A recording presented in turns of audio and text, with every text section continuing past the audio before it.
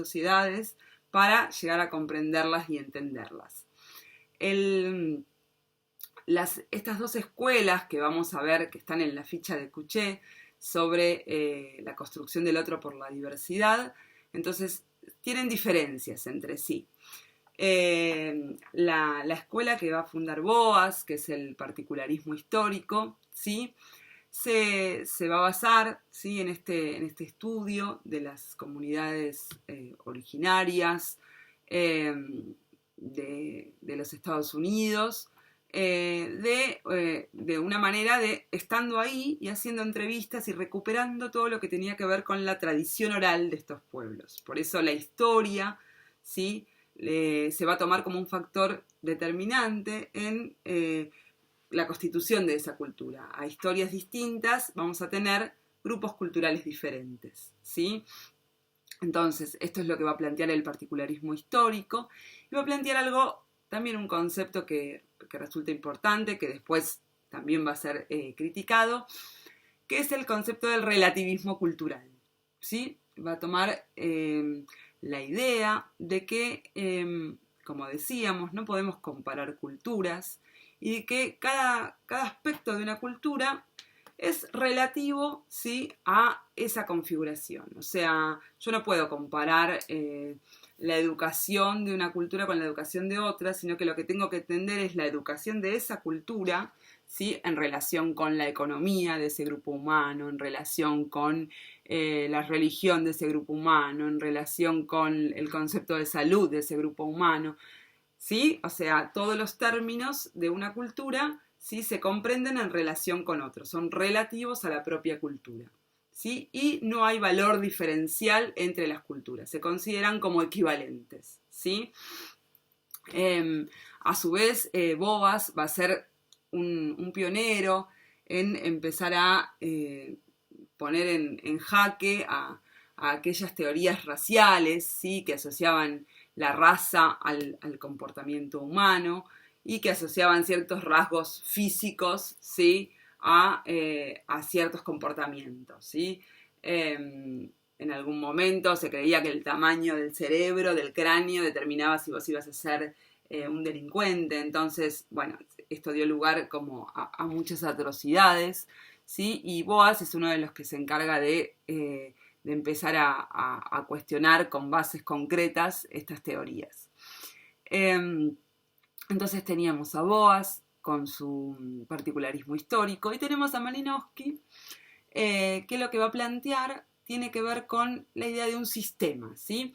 Malinowski habla del funcionalismo, ¿sí? ¿Qué significa el funcionalismo? Que en realidad cada aspecto de la cultura tiene una función, ¿sí? Entonces va a decir, no es que esto no tiene, son cosas aisladas, no, cada aspecto tiene una función. Él veía una cultura como si fuera él va a decir un todo orgánico, como si fuera una maquinaria de un reloj, donde cada uno tiene una función determinada, ¿sí?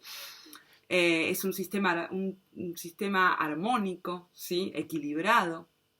Entonces, a cada necesidad, cada configuración, cada grupo cultural va a crear una institución para responder a esa necesidad, ¿sí? Bueno, tenemos necesidad de afecto y de contención, entonces vamos a crear las familias, suponiendo que todas las familias tendrían esa función, lo cual, bueno, ya abre después otros caminos. Tenemos necesidad de transmitir la cultura a las nuevas generaciones, vamos a crear la educación. Esa es su teoría, digamos, de alguna manera, que hay necesidades, que cada necesidad da lugar a una institución y que cada institución entonces tiene una función en esa sociedad. Por eso se llama funcionalismo.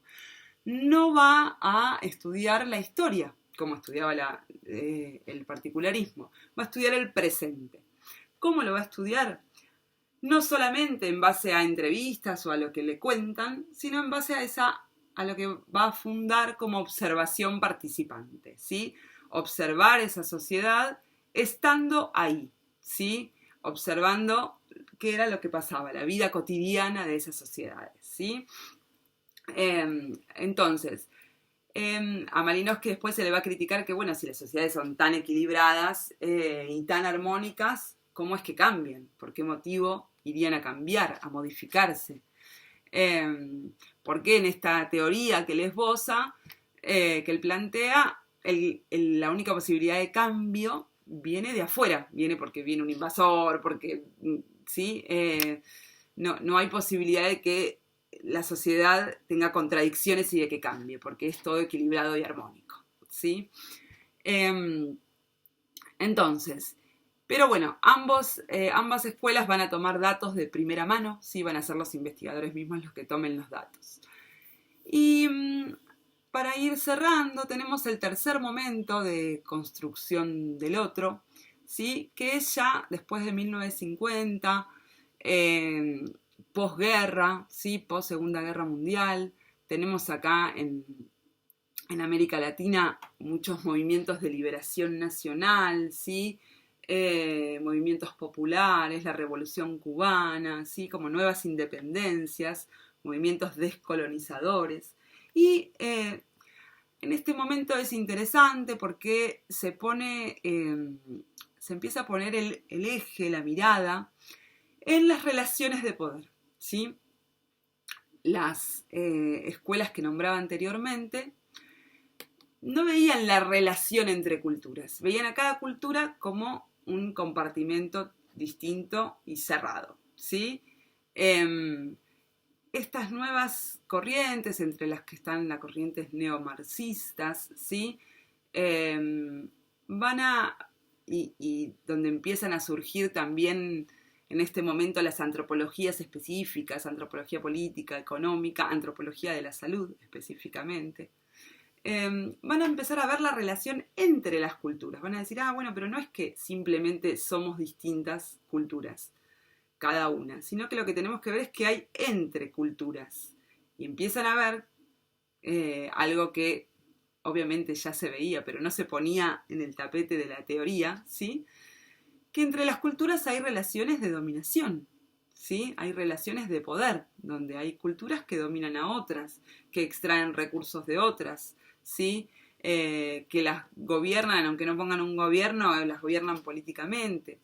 Entonces van a decir, no es que simplemente somos distintos porque estamos en un estadio evolutivo diferente o porque tuvimos un devenir distinto o una historia diferente. En realidad lo que hay somos distintos porque somos desiguales, ¿sí? Porque, por ejemplo, en América Latina, ¿sí? No disponemos de nuestros recursos porque, por dar un ejemplo, porque Benetton tiene la potestad sobre gran parte de los territorios de nuestra Patagonia, ¿sí? Empresas, ¿sí? Que son europeas o de Estados Unidos, ¿sí? Están teniendo gran parte de poder en la extracción de recursos. Entonces, ahí estamos hablando de desigualdad, ¿sí? Entonces decimos, bueno, vamos a seguir con este ejemplo de Benetton, ¿no? Sin querer pasar chivos, creo que ya ni existe. Pero los pueblos originarios de la Patagonia de Argentina, ¿sí? No viven arrinconados porque quieren, porque así es su configuración cultural, porque les gusta estar todos juntitos y tener las tierras menos fértiles. No, viven arrinconados porque hay una situación de poder donde otro se apropió de sus tierras y de sus territorios, ¿sí? Entonces se empieza a explicar esta alteridad, esta otredad, en términos de desigualdad, ¿sí? Se ponen en el tapete la cuestión de las desigualdades entre las culturas, ¿sí? Y lo que empieza a pasar también como fenómeno interesante es que en esas otras latitudes que habían sido estudiadas desde Europa y desde Estados Unidos se empiezan a crear antropologías propias, ¿sí? Entonces se empiezan a desarrollar antropólogos y antropólogas en América Latina, ¿sí? Se empiezan a desarrollar en África y empezamos a tener miradas propias sobre nosotros mismos. Entonces ahí también cambia de alguna manera el objeto de la antropología, porque ya no son los otros, sino que somos nosotros mismos, estudiándonos. Entonces ya no hacemos observación participante con las culturas de otros, sino que lo que hacemos va a ser un proceso de extrañamiento sobre nuestra propia cultura, ¿sí? O sea, de volver a mirar nuestra propia cultura con ojos de extraño y poder hacer estos ejercicios que hacíamos en la primera clase de desnaturalización, ¿sí? De volver a mirar aquello que nos parece más obvio, más normal, ¿sí? Y poder entenderlo en términos de una construcción cultural. Entonces, esta es la última escuela, digamos, o la última forma de construir al otro, por la desigualdad. Ahora, estas tres formas no es que ya caducaron o ahora tenemos la desigualdad que superó a las... No, en realidad estas tres formas, la verdad es que en el sentido común, en nuestros encuentros con otros, ¿sí? Muchas veces siguen estando en los discursos de los medios de comunicación, en cómo trabaja una institución de salud con su comunidad, ¿sí? Siguen estando presentes y por eso es la idea de estudiarlas, ¿sí? Para que podamos de alguna manera problematizar, mirar detenidamente cómo es ese encuentro con otros, ¿sí? Y encontrar las maneras de conceptualizarlos, ¿sí? Y de, en el marco de la profesión de enfermería, de brindar los cuidados necesarios, ¿sí? Teniendo en cuenta estas relaciones entre un nosotros y un otro, ¿sí? Bien, entonces, sintetizando, tenemos las 3D, diferencia, diversidad, desigualdad, una diferencia en un principio que está jerarquizada. Tenemos al evolucionismo como la escuela propia de la primera época de la antropología. Tenemos las escuelas nacionales, entre las que vimos mayormente el particularismo histórico y el funcionalismo británico, en la construcción del otro por la diversidad. Y tenemos las escuelas neomarxistas, que no vimos en particular ahora ninguna, que van a construir